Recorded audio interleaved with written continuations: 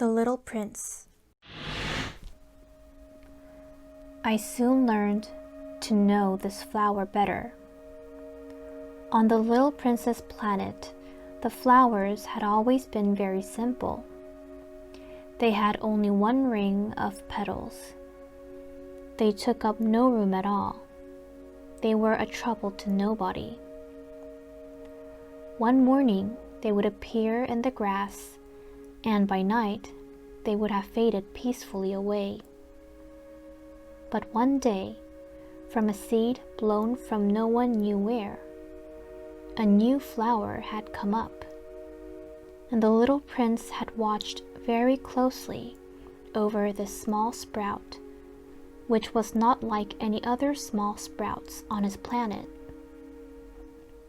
It might, you see, have been a new kind of baobab. The shrub soon stopped growing and began to get ready to produce a flower. The little prince, who was present at the first appearance of a huge bud, felt at once that some sort of miraculous apparition must emerge from it. But the flower was not satisfied to complete the preparations for her beauty in the shelter of her green chamber. She chose her colors with the greatest care. She adjusted her petals one by one. She did not wish to go out into the world all rumpled, like the field poppies. It was only in the full radiance of her beauty that she wished to appear. Oh yes, she was a coquettish creature, and her mysterious adornment lasted for days and days. Then one morning, exactly at sunrise, she suddenly showed herself.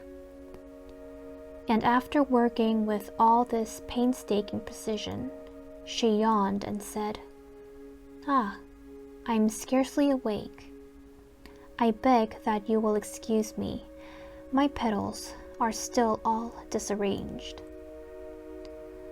But the little prince could not restrain his admiration. "Oh, how beautiful you are!" "Am I not?" the flower responded sweetly. "And I was born at the same moment as the sun." The little prince could guess easily enough that she was not any too modest, but how moving and exciting she was. "I think it is time for breakfast," she added an instant later. "If you would have the kindness to think of my needs." And the little prince, completely abashed, went to look for a sprinkling can of fresh water. So he tended the flower. So too she began very quickly to torment him with her vanity, which was, if the truth to be known, a little difficult to deal with. One day, for instance, when she was speaking of her 4 thorns, she said to the little prince, "Let the tigers come with their claws." "There are no tigers on my planet," the little prince objected. "And anyway, tigers do not eat weeds." "I am not a weed," the flower replied sweetly. "Please excuse me. I am not all afraid of tigers," she went on. "But I have a horror of drafts. I suppose you wouldn't have a screen for me?" "A horror of drafts? That is bad luck for a plant," remarked the little prince, and added to himself, "This flower is a very complex creature. At night, I want you to put me under a glass globe. It is very cold where you live, in the place I came from." But she interrupted herself at that point. She had come in the form of a seed, she could not have known anything of any other worlds. Embarrassed over having let herself be caught on the verge of such naive untruth, she coughed 2 or 3 times in order to put the little prince in the wrong. The screen? I was just going to look for it when you spoke to me. Then she forced her cough a little more so that he should suffer from remorse just the same. So the little prince, in spite of all the goodwill that was inseparable from his love, had soon come to doubt her. He had taken seriously words which were without importance, and it made him very unhappy. I ought not to have listened to her, he confided to me one day.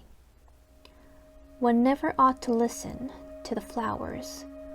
One should simply look at them and breathe their fragrance.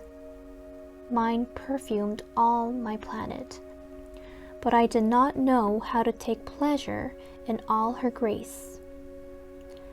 This tale of claws, which disturbed me so much, should only have filled my heart with tenderness and pity. And he continued his confidences. The fact is that I did not know how to understand anything. I ought to have judged by deeds and not by words. She cast her fragrance and her radiance over me. I ought never to have run away from her. I ought to have guessed all the affection that lay behind her poor little stratagems.